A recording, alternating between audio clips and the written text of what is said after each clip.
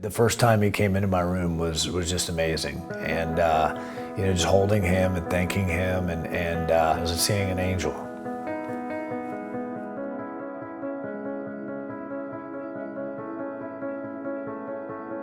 Alan and I have always been really close. He and I are 8 years apart, so he was like my baby from the beginning.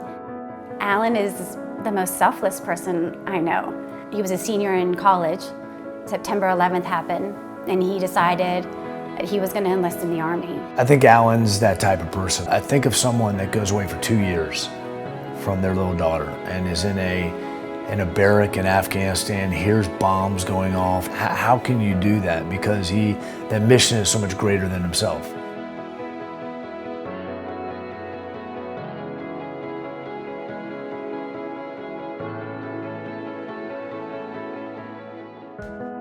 So Mike is my brother-in-law, but he's always been a big brother to me. You know, he does so much for us. He's a very selfless person, and he does so much for other people. Whether that's teaching or coaching, mentoring his players. They're part of our family, and I don't say that lightly.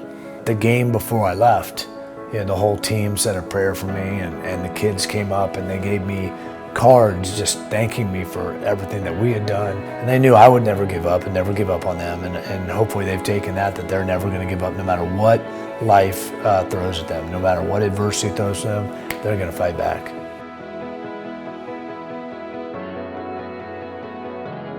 We were leaving our children in Miami. We're traveling on I-75 with a hurricane literally following us. I'm in the car with my brother, who's giving his kidney to my husband. It was kind of surreal. Waiting in that waiting room, and the incredible thing about Tampa General is that the lady who took us up, the nurse who took us up, had us do a prayer together.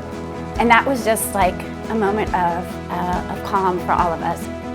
They took Alan in first, and we all gave him a hug and a kiss, and he was excited and ready.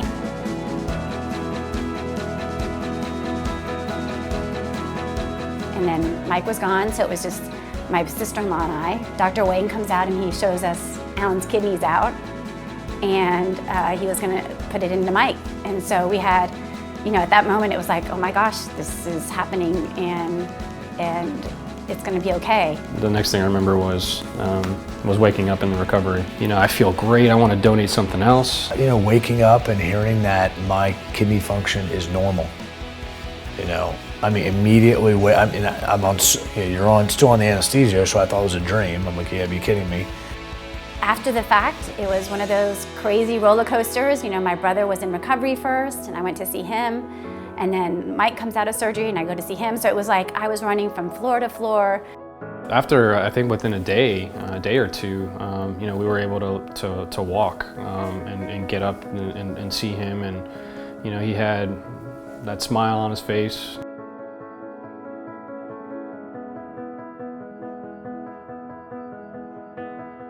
The Saturday after I was transplanted, we had a live feed from the game that they played, and watched it on my laptop, and it was my first high blood pressure reading I'd had. And thank goodness the nurse we had, her son played linebacker at the University of Kentucky, so she said, look, I understand. And she goes, you can watch the end of the game. So right when the game was over, we won the game, and my blood pressure went back to normal.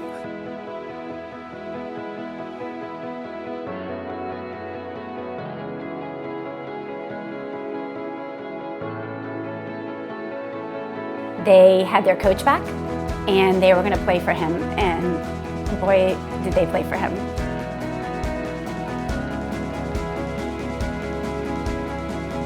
They won that game before they even stepped out on the field.